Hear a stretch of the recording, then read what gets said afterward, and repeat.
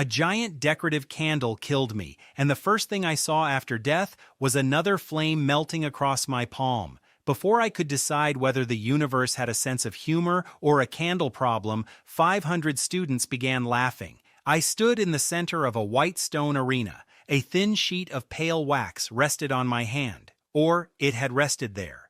A stream of orange fire had turned it into a warm puddle that ran between my fingers and dripped onto the floor. Across from me, Instructor Halvek lowered one hand. Fire still curled around his nails. He wore the red coat of the Royal Academy and the tired face of a man who had already decided I was a waste of time. "Wax," he said. The crystal above the arena repeated the result in a clear voice. Elemental affinity confirmed. Wax. Estimated combat value, F rank.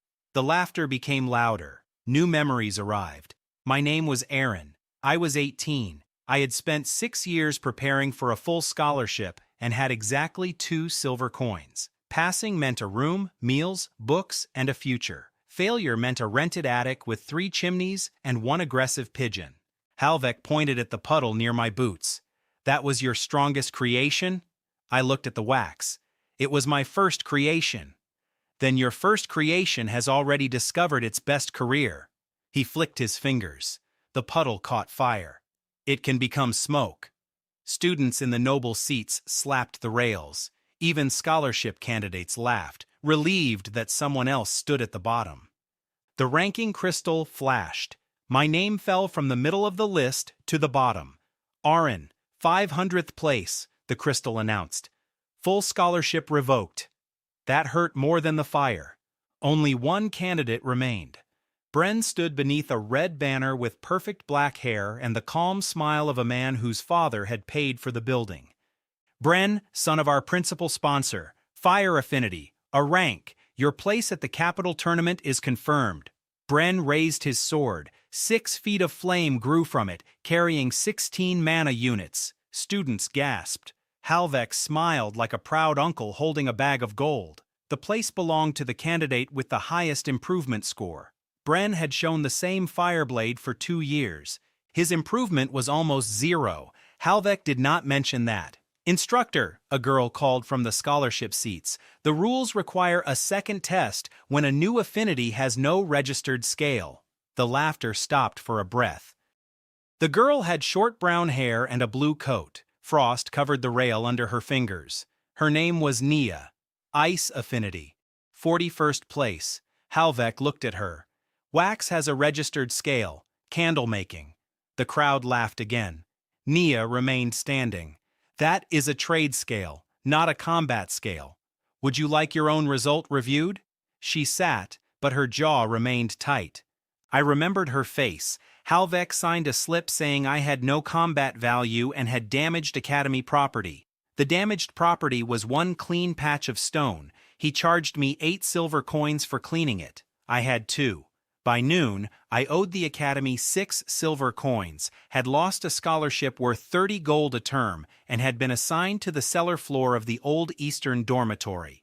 My strength had been measured at 0. My wealth had become negative. My public status was now 500 out of 500. It was an efficient first day. The Eastern dormitory leaned toward the street as if it wanted to leave. 44 low-ranked students lived there. The cellar smelled of wet stone, old soup, and rebellious socks. I found a narrow bed beside a cold furnace. My chest held 2 shirts, a blanket, 3 candles, a knife, and a rejection letter. Unless I paid 12 gold within 7 days, I would be removed.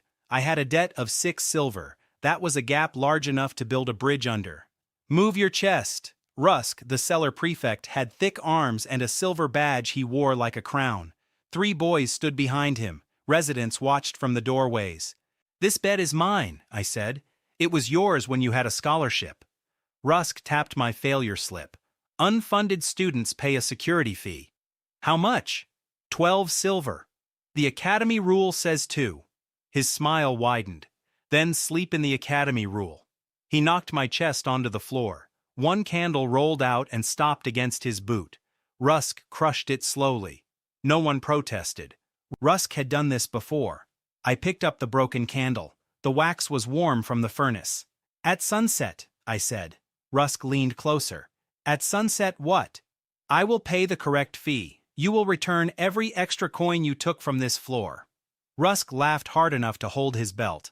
500th place has made a promise. No, I said. I made an appointment. Rusk pushed my chest toward the coal room. Wait there.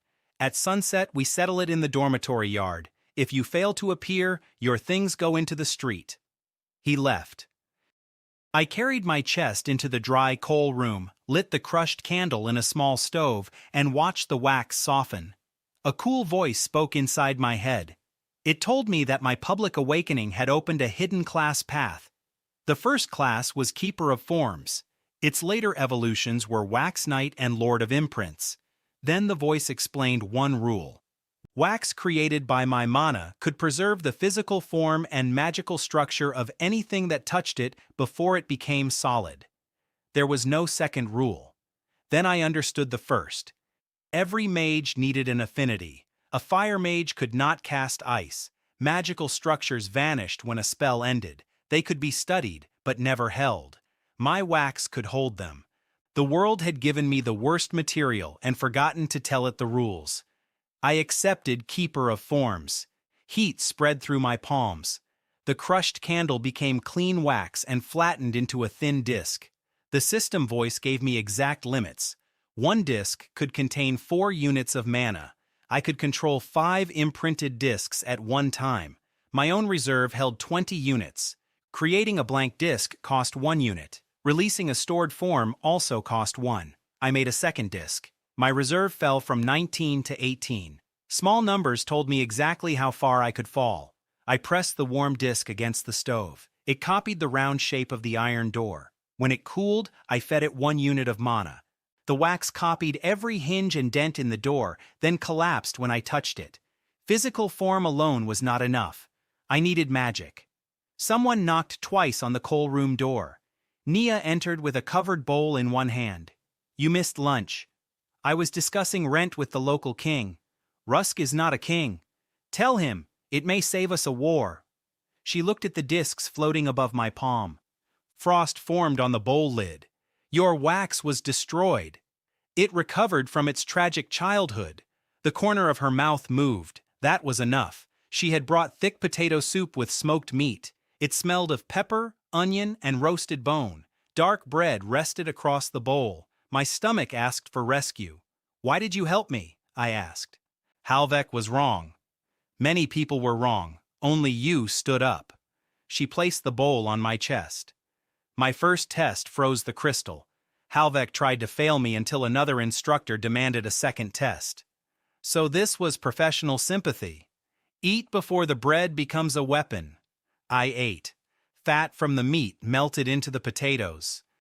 The bread had a hard crust and a soft center that absorbed the broth. For 5 minutes, failure mattered less than finding the last piece of meat. Then I showed her the disc. Cast your weakest spell into it. Nia stared at me. Wax melts. Ice usually does the opposite. She lifted one finger. A needle of blue light appeared above it. Chill needle uses 3 units of mana, she said. It can numb a hand. If this goes wrong, it can also put a hole through yours. Aim at the center. I warmed the disc until the surface shone. Nia released the spell. The needle touched the wax. Blue lines spread through the disc. The needle sank into the soft surface. Cold ran up my arm, and the wax hardened. The system voice told me that a complete structure had been preserved.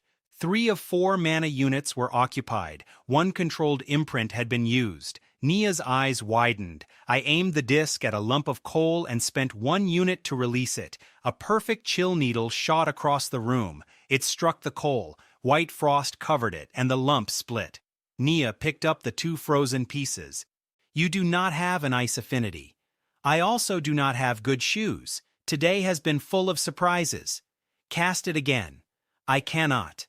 The disc had become plain wax. The imprint was gone. That was the price. 1 captured form. 1 release. Nia's expression changed. Now she saw what Halvek had thrown away. Aaron, she whispered, if the Academy learns this, every elemental faculty will want you. By nightfall, I only need 1 cellar. We tested for 2 hours. A weak frost spark used 1 unit. A chill needle used 3. When Nia tried a 5-unit ice shard, 1 disc filled and the remaining mana burst outward. The blast froze my sleeve to the table and covered Nia's hair in white powder. She looked like an angry cake. I decided not to say that aloud. Incomplete structures were unstable. Cold set the wax faster but changed nothing inside it. After 5 active imprints, a 6th refused to answer me. At the end, my reserve held 2 units. I had 1 chill needle, 2 frost sparks, 1 copied stove latch, and 1 empty control slot. My strength had moved from 0 useful spells to 3. My resources had moved from 1 crushed candle to 5 clean discs. My status had changed in the eyes of exactly 1 person. It was a start. At sunset, all 44 residents crowded around the yard. Kitchen workers watched from a window, and a maintenance mage served as witness. Rusk entered the chalk circle wearing stone guards over both fists. "The wager is 12 silver and the bed," he announced. "I have 2 silver," I said. The crowd laughed. Rusk spread his arms.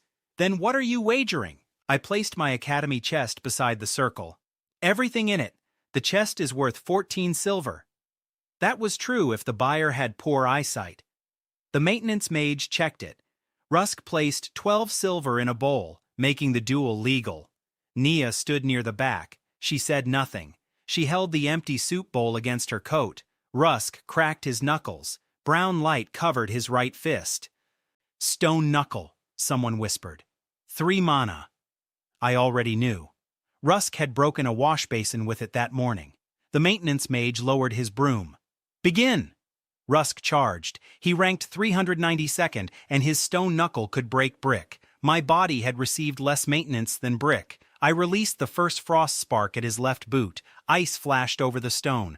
Rusk slipped, recovered, and turned it into a low punch. I released the second spark at my own wax disc. The surface hardened just as his fist struck it. The disc shattered. Stone magic threw me backward. I hit the ground beside the wager bowl. Rusk raised both arms. "That is 500th place," he shouted. Then the system voice spoke. The disc had preserved a complete stone knuckle. 3 of 4 mana units were occupied. I stood. Brown lines moved through the fragments around my wrist. The wax had broken, but its structure remained connected for 3 breaths. That was another consequence I had not tested. I closed my fist. Broken wax climbed over my knuckles. Brown light covered my hand. The cheering stopped. "You cannot use earth magic," Rusk said. "I agree." I stepped forward and struck the ground in front of him. The copied stone knuckle exploded through the paving stone. Rusk jumped back. His heel landed on the patch of ice I had made earlier.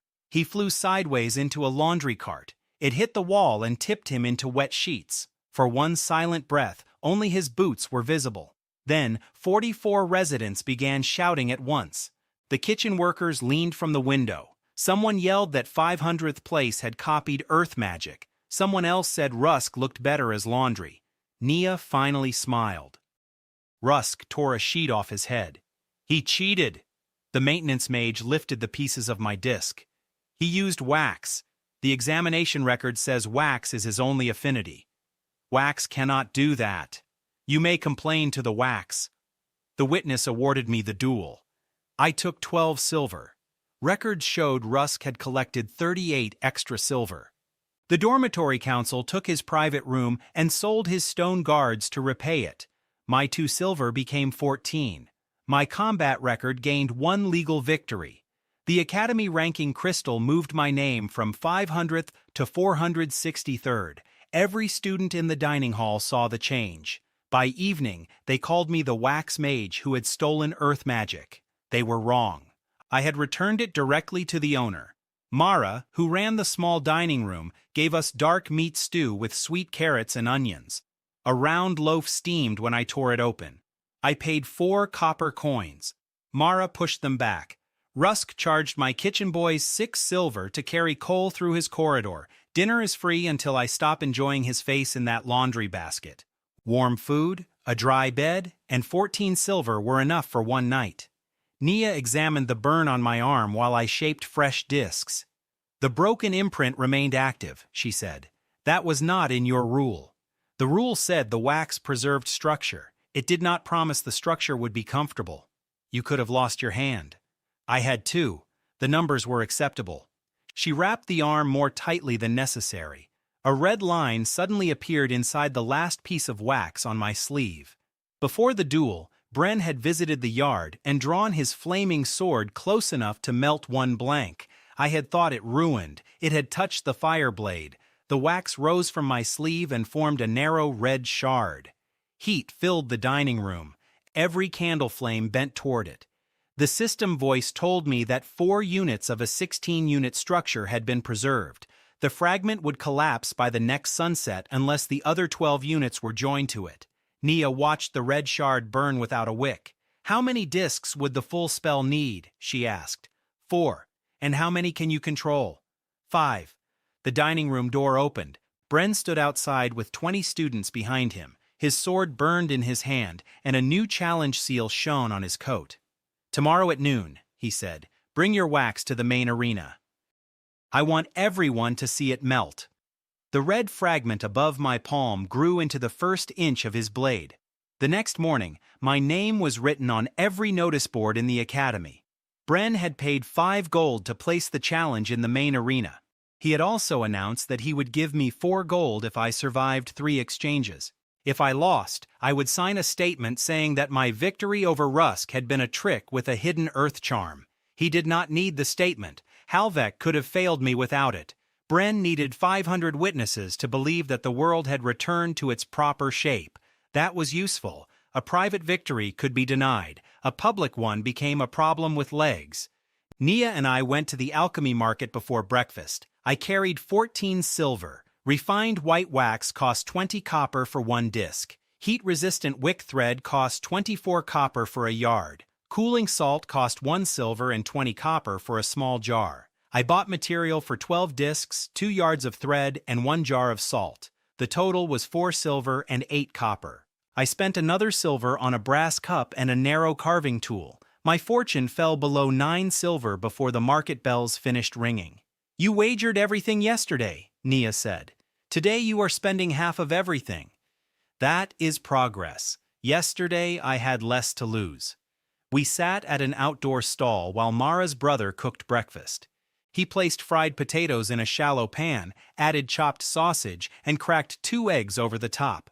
The edges became brown and crisp. The centers stayed soft. We ate with pieces of warm flatbread while steam rose into the cold morning. Nia broke the red fireblade fragment into my brass cup. 4 units recorded, she said. 12 missing. If Bren casts the spell at you, the first disc will fill and burst before the others can touch the structure. Then the discs must touch each other. I melted 4 blanks and shaped their edges like pieces of one plate. Wick thread ran through them. Each disc remained separate under my control, but the channels met when I locked them together. The result looked like a white flower with 4 square petals. Nia stared at it. "That is your shield?" "It is my bucket. For fire. A very brief bucket." We tested it behind the market with 4 small heat spells from an alchemy stove. The first petal filled. Mana reached the edge and passed into the second. It worked. Then the thread caught fire. The wax flower flew apart. 1 petal landed in a basket of onions. Another stuck to a shop sign. The third attached itself to my coat. Nia froze the 4th before it entered a woman's tea. The shopkeeper charged me 2 silver for the onions and 1 for the sign. My resources fell again. We replaced the wick thread with thin copper wire. Copper did not carry the magical structure, but it held the pieces together long enough for their edges to share it. The second flower took all 4 stove spells. Its center glowed orange, then cooled into one complete circle. I spent 1 mana to release it. A wave of heat struck the practice wall and left 4 joined squares of black stone. Nia touched the mark. "You combined 4 containers." "No, I gave 1 spell a larger room." That difference mattered. I had not gained a new power. The wax still did one thing. I had simply stopped asking 1 small disc to behave like a warehouse. The system voice confirmed the result. 4 linked discs could preserve 1 structure of up to 16 mana units. All 4 counted against my limit. If one connection broke before the form was complete, the stored mana would return through my hands. That last part sounded like the kind of warning people read after losing eyebrows. I prepared 2 wax flowers. The first used 4 control slots. The 5th slot held Nia's 3-unit chill needle. My own reserve was full at 20 units after breakfast and an hour of rest. I had no shield, no spare copy, and no second attack. The plan was excellent if Bren cooperated by using exactly the spell he had promised to use. He was arrogant enough to become reliable. By noon, the main arena was full. 500 first-year students filled the stone seats. Older students stood along the upper rail. The ranking crystal showed Bren in 19th place and me in 463rd. The betting board offered 1 silver of profit on Bren and 20 on me. It was a public measurement of belief, and the academy believed I would become a puddle. 1 seller student still placed a silver on me. Before the bell, 9 others followed. Rusk's laundry cart had become financial advice. Halvek waited beside the duel circle. He had chosen himself as judge. "This match concerns the honor of the academy," he announced. "Bren will demonstrate the difference between trained magic and a cheap imitation." The sponsors section applauded.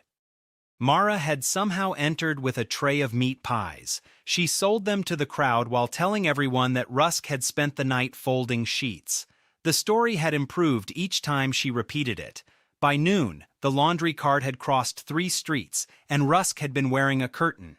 Nia stood at the front rail. She held the jar of cooling salt and looked more nervous than I felt. Bren walked into the circle. His red uniform was new. A gold phoenix had been sewn across the chest. He looked like an expensive chair that had learned fire magic. "You can withdraw," he told me. "Sign the statement, apologize to Instructor Halvek, and I will ask my father to place you in the candle workshop." That was not pure cruelty. In his mind, it was a generous offer. Bren had been taught that his place was valuable, my place was cheap, and moving me without breaking me was kindness. "Did your father buy the workshop too?" I asked. The upper seats laughed. Bren's expression tightened. "He bought this arena. Then try not to burn it." Halvek dropped his hand. Bren drew his sword. Fire rushed along the blade. He spent 4 mana on a quick slash, not the full fire blade. A narrow wave crossed the circle. I had expected him to show off. He had decided to be careful. The flame struck the first wax flower. 1 petal filled with 4 units. The rest remained empty. I pulled the flower aside before the heat destroyed it. Students murmured. The red light remained trapped under the white surface. Bren saw it too. "A storage charm," he said. "That is all?" He sent a second quick slash. I caught it in the second petal. 8 units now moved through the flower. The heat reached my palms. The copper wire turned red. Halvek leaned forward. He understood before the crowd did. "End the match," he said. Bren did not hear him. He was staring at the wax that refused to melt. "You wanted my fire blade," he said. "Take it." He lifted the sword with both hands. The arena wards hummed. Flame rose 6 feet above his head. 16 units of magic gathered into the structure, but 8 had already been spent on the quick slashes. He forced more mana into the spell. His face went pale. That was his motive in its simplest form. He could not lose here. His father's money had purchased a stage, Halvek had purchased applause, and now 500 people were waiting to see whether Bren deserved either one. He swung. The complete fire blade came down like a red door. I threw the half-filled flower into its path. The first 2 petals were already full. The new structure hit them, found the matching channels, and spread into the 3rd and 4th. The wax flower snapped shut around the flame. For 1 breath, the arena went dark. Then 16 units burned inside 4 white discs in my hands. The crowd stopped moving. My plan had worked. Then the copper wire broke. Heat returned through both wrists. Skin blistered under my bandages. I smelled burned cloth. The 4 discs began to separate. Nia shouted my name. I pressed my hands together and held the flower closed. The wax was softening. I had perhaps 3 breaths before it collapsed. Bren was already charging.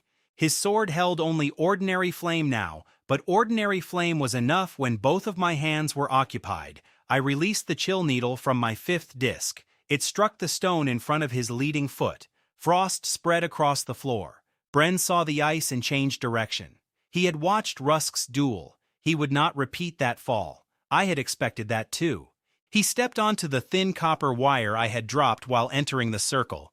The wire pulled a line of empty wax from beneath the dust. His boots sank into it. The wax closed around his ankle. It was not magic. It was warm floor wax and a simple trap. Bren tried to pull free. For half a second his sword moved away from his body. I spent 1 unit of mana. The flower opened. His own fire blade rose from my hands. It was not pale, weak, or made of imitation flame. It had the same red edge, the same phoenix-shaped guard, and the same 16 units of power. The copy knew nothing about loyalty. I stopped it 1 inch from Bren's throat. The heat lifted his perfect hair straight upward. The phoenix on his coat began to smoke. No one laughed at first. The sight was too wrong. The F-rank wax mage stood inside an A-rank fireblade. The 19th-ranked student stood trapped by candle wax with his own spell against his neck. Then Mara shouted, "The chair is cooked!" The arena erupted. Students stood on the benches. The upper rail shook under their hands. The ranking crystal repeated that an unregistered elemental transfer had occurred. 3 instructors ran toward the circle and stopped when they saw Halvek's face. Bren looked at the red blade in front of him. "How?" he asked. 4 small rooms," I said. I turned the copied blade upward and released the remaining structure into the arena ward. Red fire climbed the barrier and spread across the dome. Every student saw the phoenix shape above us. The witness crystal announced my victory. My hands failed a moment later. The empty wax fell to the ground. Nia crossed the circle before the healers moved. She caught my wrists without touching the burns and covered them in cold mist. Halvek stepped between us and the judge's crystal. "The result is suspended," he said. The shouting became angry. "On what rule?" Nia demanded. "Unlicensed use of a registered noble technique. Bren's fireblade belongs to his family school." Bren was still pulling wax from his boot. He looked at Halvek, then at the crowd. He had lost fairly. Admitting that would cost pride. Denying it would cost something else. He chose silence. Halvek ordered the Crystal Keeper not to update my rank. The Crystal Keeper was an old woman with thick glasses. She pointed at the dome, where the phoenix was still fading. 500 witnesses confirmed the exchange, she said. The board updates automatically. My name moved. 463rd became 208th. The sound from the seats struck like a physical wave. My public status rose by 255 places. The duel clerk handed me Bren's 4 gold wager. My combat record gained an A-rank victory. By the time I left the circle, students had given me a new name, Wax Thief. It was not accurate, but it was much better than 500th place. I paid 3 silver to the healers. I spent 2 more on fresh bandages and a burn salve that smelled like mint and dead fish. My 4 gold remained in a sealed purse. It was more money than the old Aaron had held in his life. At the dormitory, Rusk opened the main door for me. He did not meet my eyes. "Your room is ready," he said. "Our room." Behind him, the cellar residents waited with their returned coins. Rusk had moved into the coal room. No one had thrown his chest into the street. They had given him the same dry corner I had used. That was enough. Public defeat corrected behavior faster than private revenge. Mara served roasted chicken for dinner. The skin cracked under my fork. Garlic and herbs had been pushed beneath it, and the juices soaked into a bed of potatoes. Nia cut my food because both hands were wrapped. "Do not become comfortable," she said. "I am not feeding you." She placed a piece of chicken directly into my mouth. "This arrangement is difficult to misunderstand," I said after swallowing. Her ears turned pink. She put the plate down hard enough to move the potatoes. The dining room was louder than the arena. Students repeated every moment of the duel. In one version, my fireblade had been 30 feet long. In another, Bren's coat had caught fire and he had run around the arena without trousers. Bren would have preferred the first version. For a short hour, I had food, gold, a legal victory, and someone beside me who had seen the burns before the applause. Then 6 academy guards entered. Halvek followed them. He carried a black storage chest. "By order of the elemental faculty," he said, All copied techniques are Academy evidence. Aaron is forbidden from creating or using imprinted wax until a disciplinary examination tomorrow. The room became quiet. The guards collected every disc on my table. Halvek placed them in the chest and pressed his official seal against the lock. Blue lines formed a complex pattern. 5 units of mana passed through the seal. He leaned close to me. Tomorrow you will repeat the entrance test. This time the equipment will give the correct answer. His smile told me that he already knew the answer. The guards carried the chest away. Nia looked at my empty hands. He took everything. No. I opened my bandaged palm. While Halvek had locked the chest, 1 drop of warm salve wax had touched the edge of his official seal. A perfect blue pattern now glowed beneath my skin. For the first time, my wax had preserved magic that was not a spell. By sunrise, the official seal had taught me more than a week of lectures could have. The blue pattern used 5 mana units. 4 formed the lock. 1 carried Halvek's identity mark.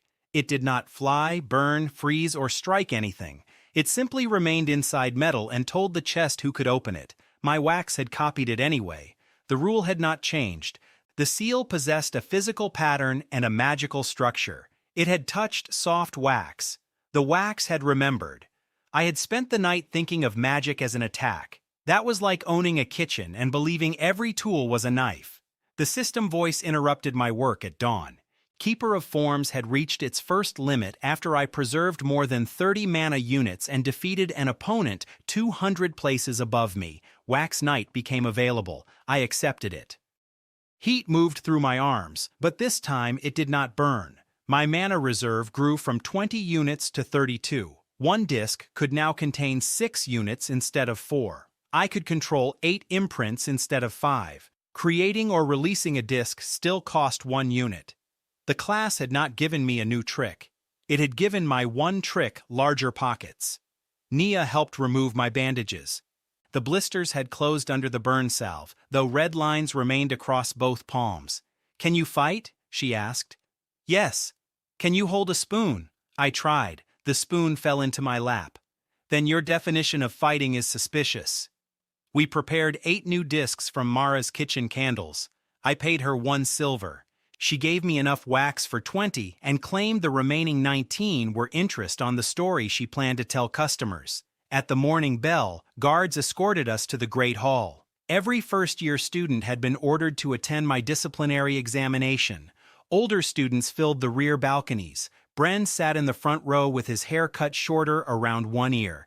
The fireblade had not touched him, but heat had made the left side stand upright for the rest of the day.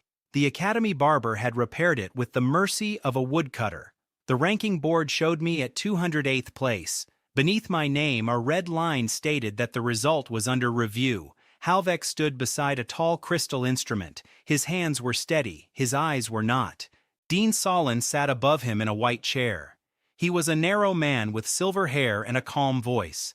The old Aaron's memories respected him. Solon had rebuilt the academy after a fire 10 years earlier. He had doubled enrollment, repaired 3 towers, and accepted money from anyone who could spell their own name on a donation contract. That made him useful, not harmless. "The purpose of this examination is simple," Solon said. "We will determine whether Aaron possesses a legal magical affinity or has used restricted charms to imitate other students." "My affinity was already confirmed," I said. "Wax is not the concern. Theft is." The sponsors section murmured approval. Nia stood with the student witnesses. She was risking her 41st rank and her remaining scholarship. Halvek had warned her that supporting me could be treated as conspiracy. She had answered by bringing a notebook. Solon pointed to the measuring instrument. "Create your strongest wax form. The calibrated crystal will record its mana value. After that, you will defend against 3 standard attacks. If your ability is natural, the result will be clear." Halvek had promised that the equipment would give the correct answer. I walked to the instrument. Its base was made of black iron. 3 silver channels led into the crystal. An official calibration seal shone on the front. Halvek's blue identity mark sat beneath it. The pattern matched the seal my wax had copied from his chest. Almost. A fourth channel had been cut into the rear plate. It was hidden beneath a strip of black paint. I placed one fresh wax disc on the testing stand and filled it with 6 units from my reserve. The crystal flashed. 0, Halvek announced. Laughter came from the noble seats. It was weaker than on the first day. I made a linked pair. 12 units moved through the wax. The crystal displayed 5. The laughter stopped. I made a single disc with 4 units. The crystal displayed 0. Then I made one with 9 units across 2 linked pieces. The crystal displayed 2. Nia wrote every result in her notebook. The instrument removes 7 units, I said. Halvek struck the table with his palm. You are manipulating the wax. 6 becomes 0, 12 becomes 5, 9 becomes 2. If this academy teaches different subtraction, my tuition may be too expensive. Students began repeating the numbers. 6 minus 7, 12 minus 7, 9 minus 7. The answers moved through the hall in hundreds of voices. Solon raised one hand. A damaged instrument proves nothing. I agree. I warmed 3 discs and pressed them around the iron base. Halvek reached for me. Do not touch academy equipment. Nia stepped between us. Frost spread from her boots. He was ordered to use it. The wax hardened. 18 mana units of enchantment filled the 3 linked discs. I felt the official calibration pattern, the measuring channel, and the hidden drain that removed exactly 7 units from every test. I also felt the identity marks used to create it. Halvek's mark was there. So was a thin silver line from someone above his authority. I released the preserved form into the air. A copy of the instrument's entire magical structure appeared over the stage. Blue channels hung above us like a glass skeleton. 3 were straight and clean. The hidden 4th bent downward into a small black reservoir. 7 lights entered the drain and vanished. 500 students saw it. The rear balconies went silent. Then someone shouted, "The first exam was fixed!" Another voice demanded a review of every result Halvek had signed. A third asked how many scholarships had been stolen. The ranking board began receiving formal challenges so quickly that its crystal surface flickered. Halvek stared up at his own identity mark. That can be forged, he said. With what affinity? I asked. He had no answer that did not help me. Solon stood. His face remained calm, but his fingers pressed into the white chair. Complete the combat test, he ordered. If Aaron cannot survive 3 attacks, this display is irrelevant to his entrance.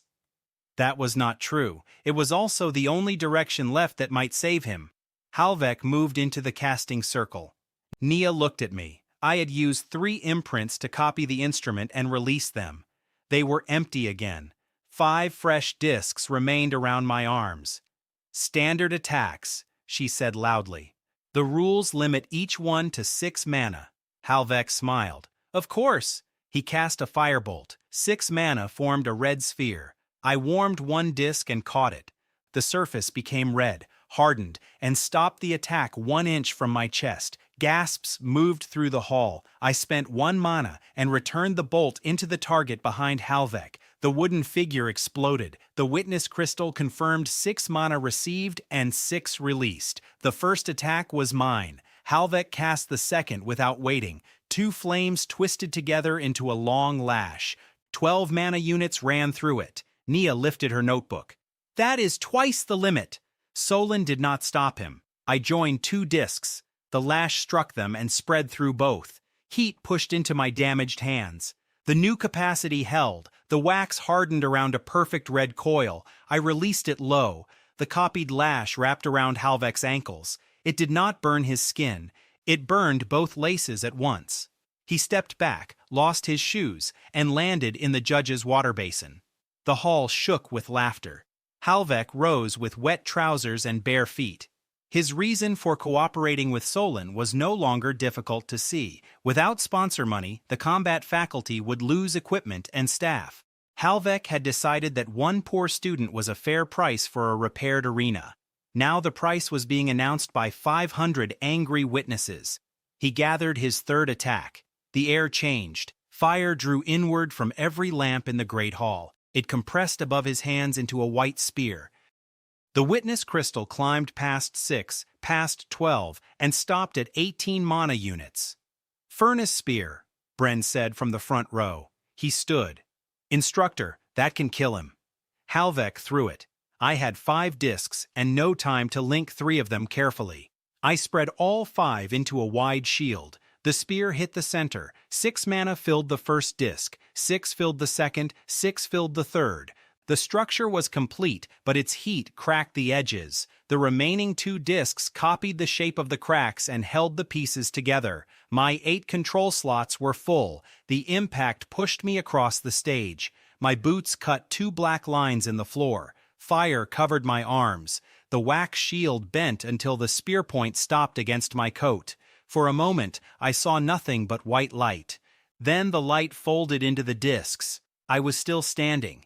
Every lamp in the great hall had gone dark. The only light came from the 18-unit furnace spear trapped above my hands. Halvek's face looked gray. 3 standard attacks, I said. Your standards are growing. I turned the discs toward the ranking board. Halvek moved in front of Solon. Do not release that. I do not need to.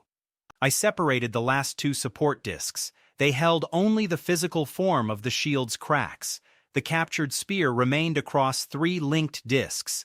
With the freed controls, I lifted a small piece of wax from the instrument's hidden drain. It still carried the thin silver identity line. I placed it against Solon's white chair. The mark matched. The chair's security enchantment lit up and completed the signature in the air. The dean had authorized the drain. The reaction was not laughter this time. Students stood in every section. Scholarship candidates held up old failure slips. Parents in the visitor gallery called for royal inspectors. The Crystal Keeper locked the ranking records before Solon could order them erased. Solon looked at Halvek. You told me the adjustment would only compensate for unstable elements. Halvek stared back. You signed it. There it was.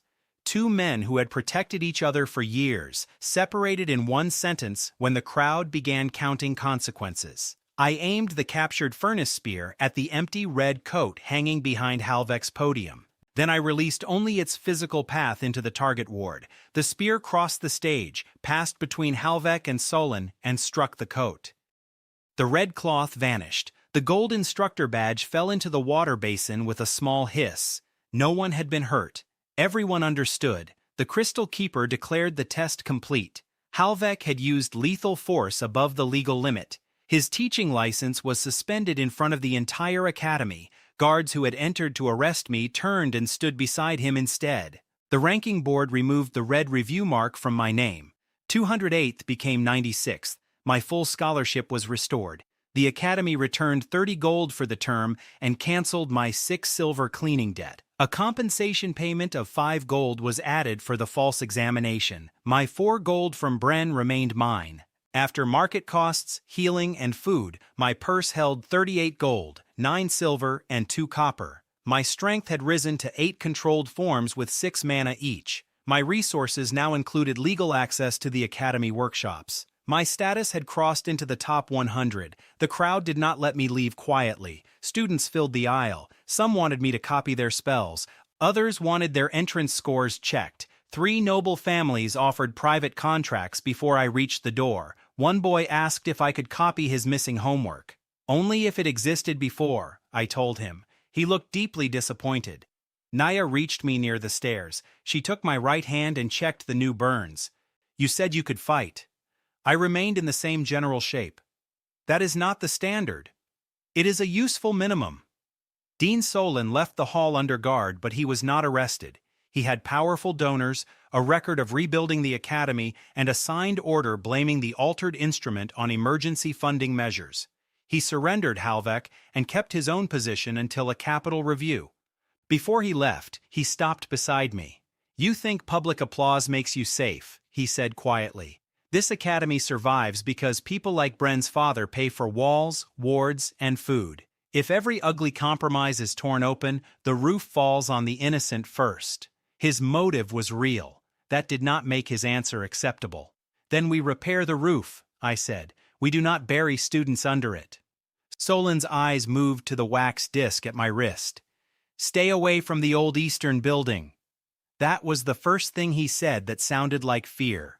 I spent 8 gold that afternoon on a deposit for a small workshop. I spent 4 more on refined wax, copper wire, carving knives, cooling trays, and a proper heating lamp. Nia found a second-hand cabinet for 1 gold. Rusk and 3 cellar residents carried it upstairs without charging a corridor fee. My purse fell to 25 gold, 9 silver, and 2 copper. In exchange, I owned enough material for 120 discs. Mara celebrated with onion soup and cheese pie. The soup was clear and sweet, with dark onions floating beneath melted herbs. The pie had a crisp top and a soft center full of cheese, pepper, and thin pieces of ham. Nia and I ate in the new workshop while Rain tapped the window. She placed the official seal copy on the table. Solin's signature was inside the drain, she said. Why did he warn you about the old building? Because it is either dangerous or valuable. Both? People guard both with the same face. A low sound moved through the floor. The bowls trembled. Soup crossed the edge of mine. Somewhere below us, stone cracked. We ran into the corridor. Students were leaving their rooms. Rusk pointed toward the eastern courtyard. A pale stream ran down the outer wall of the abandoned building. At first, it looked like rainwater. Then it reached a torch and became clear gold. Wax. The entire wall was softening. Guards pushed students back, but the crowd filled every window and balcony. Solon arrived without his white chair or his calm expression. He ordered the eastern gates sealed. I touched 1 drop before a guard pulled me away. The system voice tried to measure the structure inside it. 6 units filled my disk at once, then 6 more pressed behind them. The number climbed beyond 30, beyond 100, and continued upward until the wax tore itself out of my control. For 1 instant, the soft wall became transparent. A shape rested inside it. It was not a pipe, a spell, or a buried room. It was the curve of 1 finger. The finger was wider than the academy gate and continued down beneath the city. Every witness in the courtyard saw it move. 3 knocks rose from under the ground. At sunrise, the wall was solid stone again. Solon called it a broken heating pipe. 300 students had seen a finger wider than a gate, but the notice still used the word pipe 6 times. It was losing badly against reality. The old eastern building was covered with blue cooling cloth. Guards blocked every entrance. Solon ordered students to remain silent until the Capitol Review ended. Then he announced that the Academy tournament would continue as planned.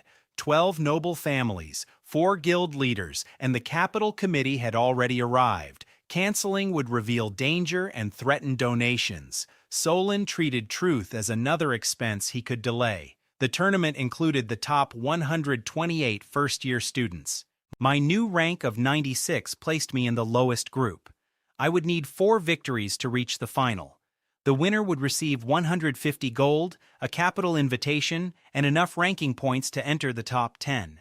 Nia met me in the workshop before registration. She had not slept. A line of ink crossed 1 cheek from the notebook she had used as a pillow.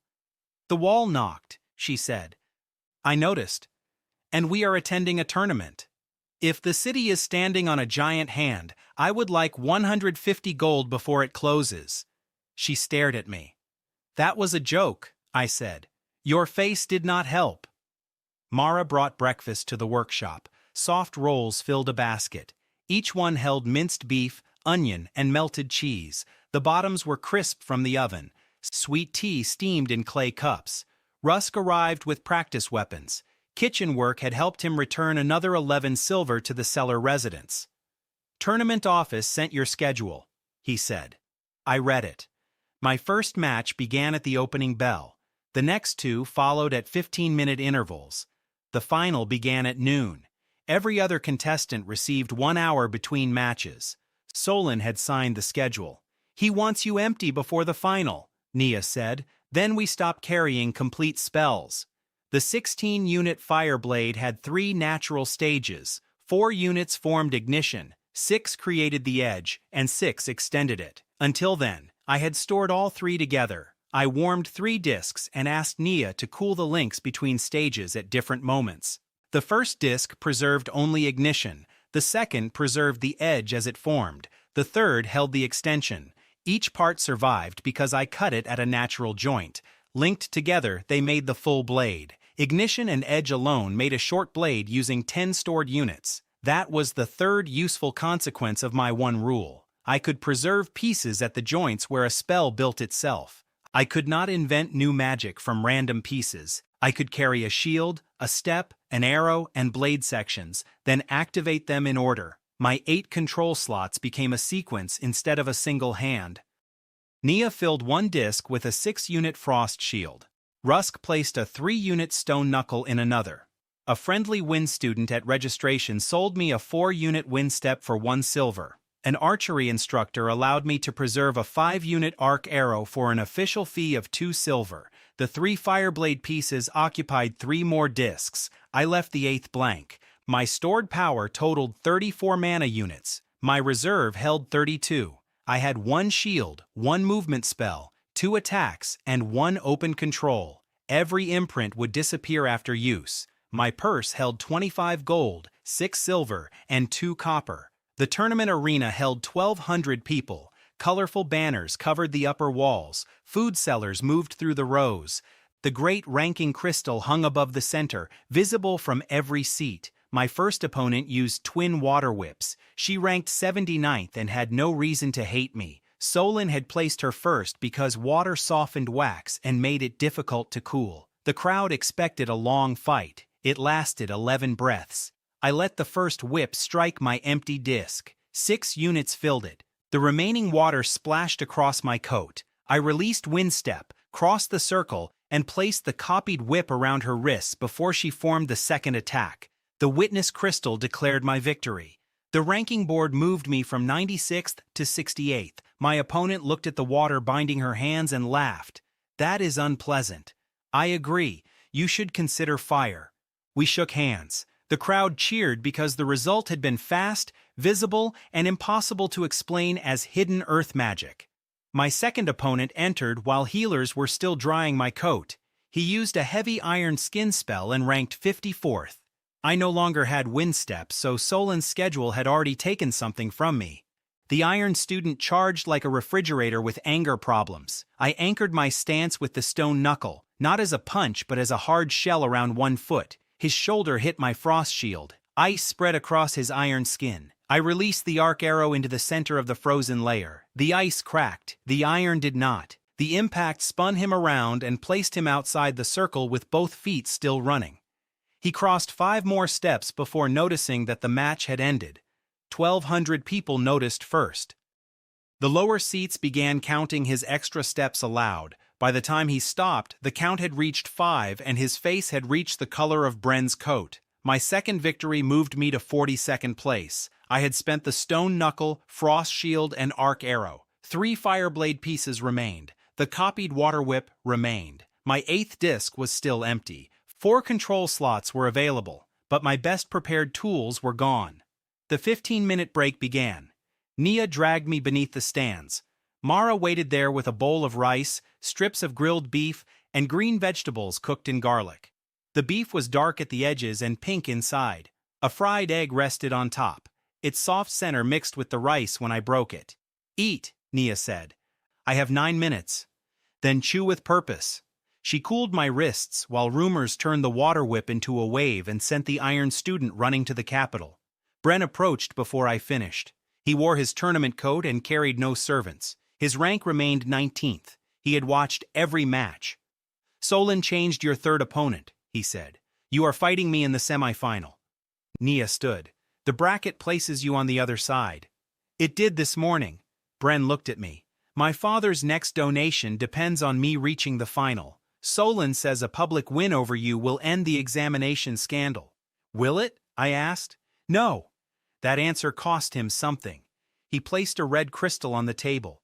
"This is a Phoenix Core. It adds 24 mana to 1 fire spell. Solon ordered me to use it."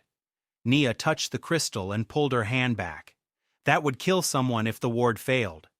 "The ward will fail." Bren pointed toward the arena floor. He added a drain under the western circle. It recognizes Aron's mana mark. It will remove 2 units from him every minute.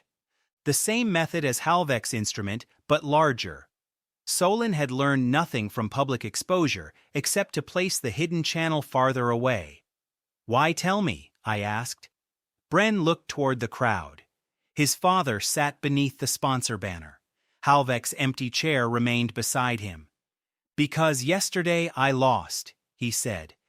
"Today everyone looks at me as if I was only money wearing a sword. If I win with this, they will be right." He left the Phoenix core on the table and walked into the arena.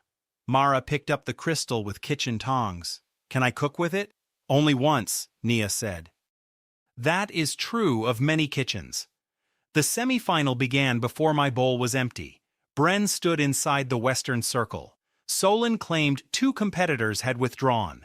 Both were visible in the front row and shouted that no one had asked them. The crowd booed. Solon activated the arena ward. Pain pulled through my mana channels. 2 units vanished from my reserve. A minute had not passed. The drain was stronger than Bren had expected. The floor beneath me held a wide enchantment. Copying the whole structure would require more than 40 mana. I could not fit it into my open discs. I did not need the whole structure. I needed its command. Solon's right hand rested on a silver control seal beside his chair. Each time the drain activated, 6 blue lines crossed the seal. 6 units. 1 disc. Bren drew his sword. "I will not use the core," he said loudly. His father stood beneath the sponsor banner. "Bren, I will use my own fire." The crowd heard him. So did Solon. For the first time, Bren entered a fight without a purchased answer. He attacked with 3 quick slashes. I used the copied water whip to bend the first flame into the floor. I avoided the second. The third cut my shoulder and burned the edge of my coat. The drain took another 6 units from me. My reserve fell from 32 to 24, then 18. Solon was activating it every 20 breaths. I moved closer to the judge's side. Bren understood. He drove me backward with a long red arc, but angled it above my head. It looked dangerous and moved me exactly where I needed to go. My empty disc struck Solon's control seal. The wax was soft for 1 breath. 6 blue lines entered it. I had preserved the command. Solon pulled his hand away. "Stop the match." The crowd laughed at the timing. I released the copied command into the arena floor. The drain opened in both directions. Every unit it had taken from me returned through the Western Circle. Blue light burst under my feet. My reserve rose back to 30. The enchantment then searched for the identity mark of its owner. Silver lines climbed Solon's chair. His coat lost its heat, stain protection, and shoulder illusion. The dean appeared 6 inches shorter and much colder. 1,200 witnesses saw the hidden drain above the arena as a blue diagram. Nia held Halvek's old measurements over the rail. The patterns matched. The confused chair held his coat. He tried to rise and sat again with a tearing sound. The boos became laughter. Bren lifted his sword. "The match is not finished." He was right. He formed his full fire blade without the Phoenix core. 16 units rose in a clean red line. The spell was his, the choice was his, and every witness knew it.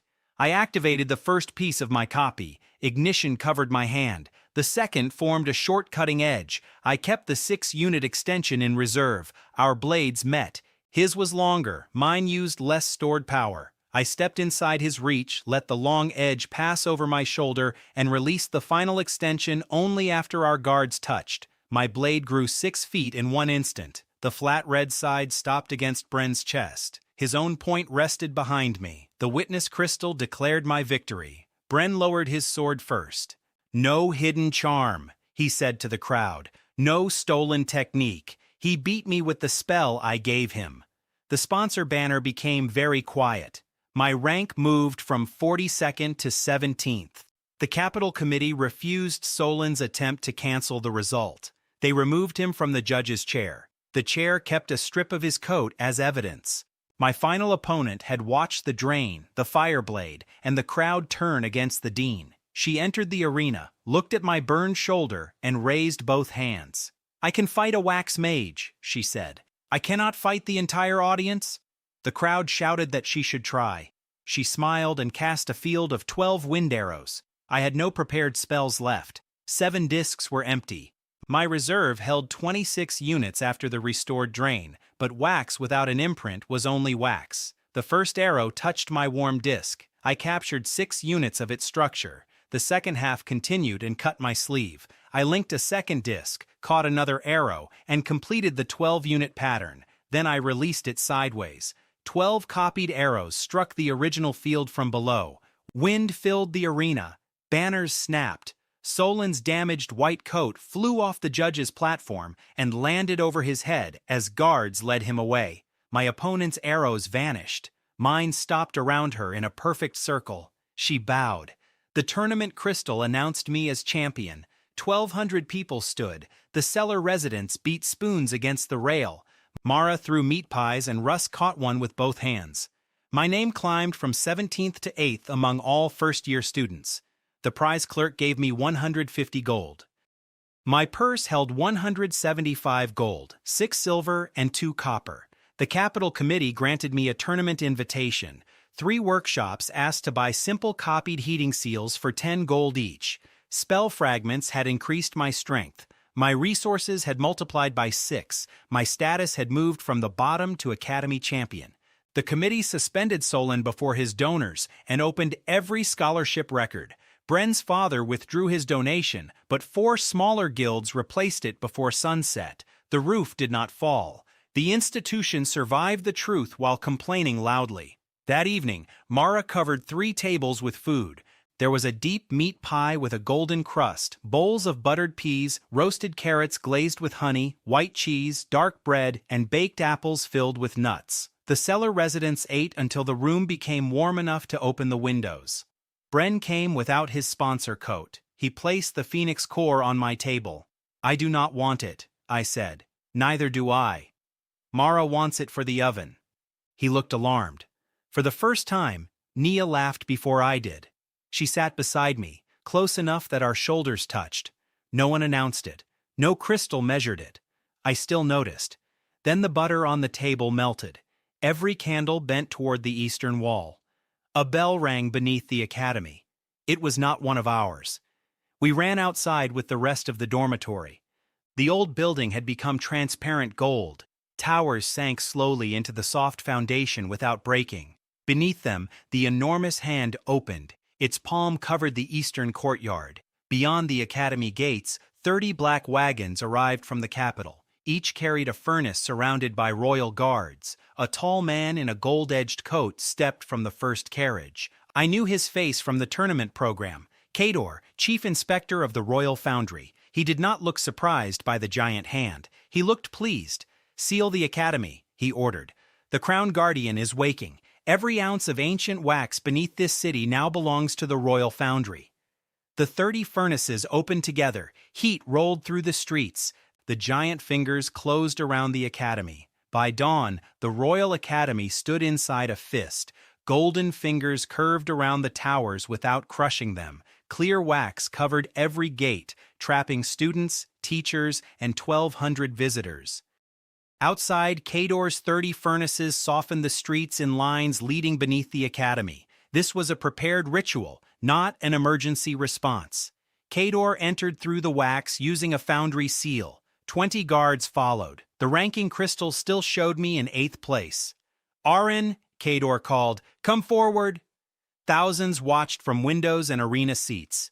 Tournament mirrors carried the scene to the capital. Kador expected the world to approve. I entered the courtyard with Nia, Bren, Rusk, and Mara. Mara carried a bread knife with deep confidence. Kador looked at the wax discs around my wrists. "4 days ago, you were an F-rank failure," he said. "Today, you are the only living mage who can read the foundation. The crown offers you 500 gold, a capital estate, and the rank of royal artificer. Help me wake the guardian." The crowd whispered.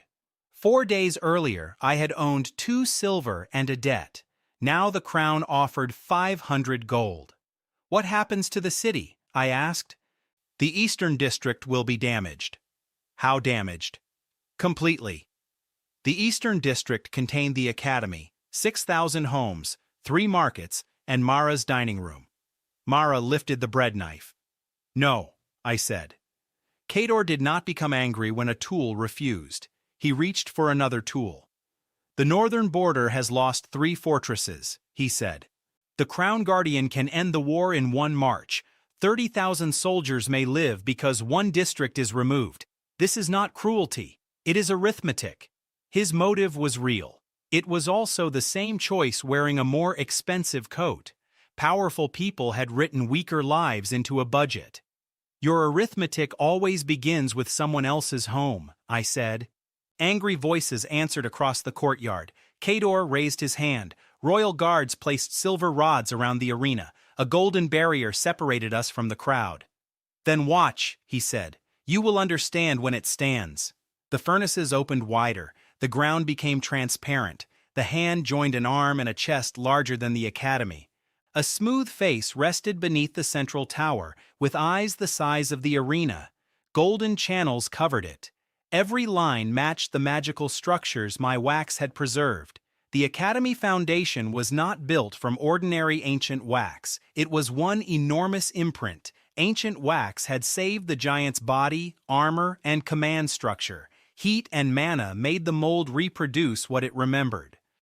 The system voice estimated more than 1 million mana units inside the foundation. My 8 discs could hold 48. The difference was a joke told by a mountain. One enormous eye opened beneath the arena. The ranking crystal fell from its chain. Wax caught it before it hit the ground. Students screamed. Buildings moved as the Guardian's chest expanded. The giant fingers tightened around the towers. Kador pressed his gold foundry seal into the courtyard.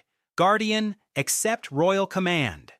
The golden channels beneath us turned black. The giant hand closed harder. Stone cracked along the dormitory roof. Kador's smile disappeared. Solon pushed through the guards in a plain gray coat. He had lost authority, not knowledge. The command seal is incomplete, he shouted. I told you the lower half was missing. Kador's voice became cold. You were paid to uncover it. The Royal Foundry funded the new furnace wing, he said. They ordered heat channels placed under the old building. Halvek's altered tests removed students with unusual material affinities. We were searching for someone who could activate the foundation. That confession crossed the capital through every tournament mirror. Kador struck Solon into a wax rail. You saved your academy with our gold, Kador said. And helped put it inside a fist, Solon answered.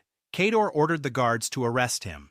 The Guardian moved again. Its shoulder lifted a line of houses. Roof tiles slid into the street, while the public mirrors kept working. Nia touched the golden floor. Frost spread around her hand, then vanished in the heat. It is not forming everywhere at the same speed, she said. Most channels were black. Small blue hexagons remained along the giant's arm. I pressed one disc against the nearest mark. 6 units filled it. The structure was complete. The wax showed me a resting seal. It told one section of the imprint to remain asleep. Foundry heat channels had erased most of these seals. The few survivors explained why the Guardian rose slowly. Can you copy it? Nia asked. Yes. How many do we need? I studied the spacing. The Academy grounds needed 480 seals. Each required 6 mana units when activated. The total was 2,880 mana. I controlled 8 discs. Kador heard the numbers. Impossible. He sounded relieved. I made 8 copies anyway. I placed 8 glowing copies around the courtyard. For 3 breaths, the fingers stopped. Then a 9th channel opened. I reached for it, and my control failed. All 8 seals tore free. Returning mana split my old burns and dropped me to one knee. The Guardian's smallest finger crushed the eastern gate. Your talent has a limit, Kador said. Individual power must serve institutions. Nia knelt in front of me and took one fallen disc. Halvek's seal opened his chest without your mana, she said. Fixed enchantments do not need you after they are installed. I looked at the resting disc in her hand. Loose spells needed my control. A fixed seal could draw power from another user and follow its copied command. One rule, another consequence. I pressed the disc against the floor. Nia placed her palm over it and gave it 6 units of ice mana. The seal turned blue. The floor became solid. Nia controlled it, not me. The system voice released one of my 8 control slots. Bren understood first. He pressed a second seal near the arena gate. 6 mana? He asked. Exactly. He powered it with fire. The structure ignored his affinity, and another section became solid. Rusk took the third. "I only have 9 mana left," he said. "Then use 6. "I was hoping you would say 3. He activated it, and the gate stopped bending. Students held out their hands. Instructors opened supply rooms. Visitors donated jeweled candles. Mara brought every block of cooking wax and threatened anyone who questioned it. I needed 480 discs. The Academy had enough candles for 600. The Alchemy Guild demanded payment for cooling salt, copper stamps, and mana tonics. I placed 60 gold from my tournament prize on their table. "Use all of it," I said. My resources fell from 175 gold, 6 silver, and 2 copper to 115 gold, 6 silver, and 2 copper. 50 alchemy students opened 6 production lines. 58 gold bought 29 tonics, each restoring 16 mana. The other 2 bought stamps and salt. The numbers were severe. Every blank needed 1 unit of my mana before it became my wax. 480 blanks required 15 full reserves. My natural 32 plus 28 tonics supplied that exactly. The final tonic left 16 mana for whatever Kador tried next. The safe daily limit was 5 bottles. I had 29. I made 1 master seal, and Nia froze its edges. We pressed 8 blanks against it per batch. Volunteers fixed them to stone, supplied 6 mana, and released my control slots. We needed 60 batches. Nia cooled the mold. I marked 8 discs. Rusk's teams carried them away. Bren's teams powered the dangerous sections. Each cycle took 20 breaths while the Guardian continued rising. The tonics tasted like metal mixed with sour fruit. After the 10th, my fingers shook. After the 20th, I saw 2 master seals and had to choose the one that did not wave at me. Nia fed me pieces of honey bread between batches and kept frost around my wrists. "Do not collapse," she said. "It is not on the schedule." Every 8 completed discs made the crowd shout the new total. The count crossed 100, then 200. Voices outside the academy joined through the mirrors. Public fear became public work. 8 became 16. 16 became 48. The giant's fingers stopped closing. The crowd became a working machine. Rusk led the dormitory teams. Bren organized fire mages. Guarded Solon identified heat channels. Even Halvek used his fire to free a trapped family. No one forgave him. They still took the help. Through silver rods, people outside supplied 6 units from a baker, a guard, even a child with a weak light spell. The seal accepted them all. After 100 seals, the Guardian's eye stopped opening. After 200, the hand released the towers. After 300, the chest beneath the city stopped rising. Kador watched his weapon return to sleep 1 blue section at a time. He drew a golden gauntlet over his right hand. "Remove Aaron," he ordered. The royal guards did not move. They saw Holmes on the Guardian's shoulder and remembered Kador's arithmetic. Kador lifted the gauntlet himself. All 30 furnaces answered. White gold flame gathered above him. The witness crystal climbed from 12 mana to 48, the maximum power my 8 discs could hold. "Crown furnace flame," Bren said. "It will erase the courtyard." 400 seals were active. 80 remained, with students exposed on the production lines. I joined all 8 discs into one wide circle. Nia grabbed my sleeve. "Your hands failed at 18 mana yesterday." Yesterday I was ranked 96th. That is not how hands work. She was right. It was also too late. Kador released the sphere. White gold fire crossed the courtyard. I met it with the linked wax. The circle turned gold in 6-unit steps. At 24, my bandages ignited. At 36, copper softened. At 42, wax ran between my fingers. The final 6 units struck. The complete crown furnace flame entered the 8th disc. The courtyard became silent. I held 48 units of royal fire. My arms shook and blood ran from my palms. Kador stared at it. "No private mage can hold crown fire." "I agree." I turned the circle toward the furnaces. "I am holding yours." I released it. The copied flame returned through its heat channels and divided among all 30 furnaces. Doors flew open and chimneys bent. White fire rose from every furnace. The barrier vanished, and Kador's coat wrapped around his legs. The crowd saw him fall into the same control trench he had ordered built. Mara raised the bread knife. "The expensive coat is cooked." 1,200 spectators repeated her words, followed by the public squares. Kador tore free and cast a 6-unit royal binding band at my arms. One empty disc rose from the remains of my circle. The band touched soft wax. I returned it. Golden restraint wrapped Kador from shoulders to boots. He fell upright into cooling wax, which hardened around the spell. When it finished, only his head remained visible. He looked like a very angry candle. The laughter did not make his defeat legal. The witnesses did. The mirrors had carried Kador's offer, arithmetic, and attack to the Capital Council. Its order suspended him, revoked the Foundry claim, and told the royal guards to protect us. For once, the institution moved faster than its excuse. We placed the 480th disc at sunset. 6 mana entered it from Nia's hand. Blue light crossed the giant's chest and reached the hand. Its fingers opened and sank into the foundation without breaking a wall. The enormous eye closed. The Crown Guardian returned to its original sleeping form. Outside the gates, lifted houses settled onto their foundations.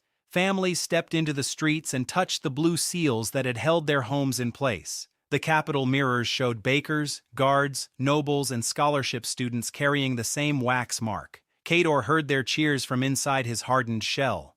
Nia remained beside the final disc until its light became steady. Only then did she let go of my hand. The seals became solid stone. The system voice failed to measure the 1,000,000 mana imprint and stopped trying. 480 people had activated my forms, preserving a structure beyond my limit. Wax Knight had reached completion. Lord of Imprints opened. I accepted the class. My reserve grew to 60 units. Each disc held 10, and I controlled 12. My wax still remembered form and magical structure. Nothing more. It was enough. The cracked ranking crystal rose on cooling wax. It recorded 480 successful defensive seals, 1 captured royal attack, and the preservation of the Academy Foundation. My rank climbed from 8th to 1st. Students shouted from every tower. People outside answered. The Academy no longer stood inside a fist. The council awarded 1,000 gold. My purse became 1,115 gold, 6 silver, and 2 copper. The Academy granted me the workshop and restored every altered scholarship. 4 guilds offered 10 gold per legal heating seal, half for a student fund. My strength had risen from 1 melting sheet to 12 imprints holding 10 mana each. My resources had risen from 2 silver and a debt to a workshop and more than 1,000 gold. My public status had risen from 500th place to 1st. The numbers mattered. The witnesses mattered more. No one could quietly return me to the bottom. Solon surrendered the Foundry contracts and faced trial. Halvek lost his license and repaid the examination fund through repair work. Bren refused his purchased place and earned another through an open trial. Rusk stayed in the coal room until every stolen coin was returned. None of them changed because I gave a speech. Consequences were excellent teachers. That night, Mara reopened the leaning dining room. Lamb fell apart in thick stew with turnips and carrots. Butter covered fresh bread, and honey rolls filled the table.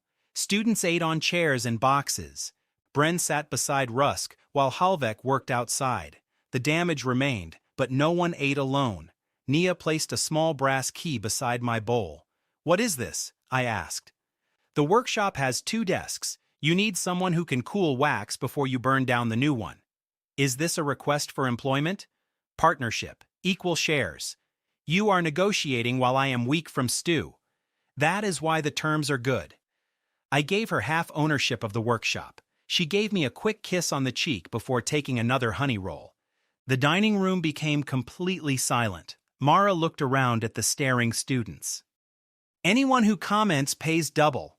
Everyone returned to eating. I lifted a honey roll and formed wax above it, willing to test whether taste possessed a structure. Mara slapped my hand with a wooden spoon. "Do not copy my baking," she said. "The economy will not survive." I put the wax away. 4 days earlier, Halvek had melted my first creation while my name fell to the bottom. Now ancient wax slept safely. My name stood at the top, and Nia held the other workshop key. I tore the honey roll in half and gave her the larger piece. Outside, the restored foundation remained cool and still. Inside, butter ran across hot bread. For once, it was the only thing in the Royal Academy that was melting.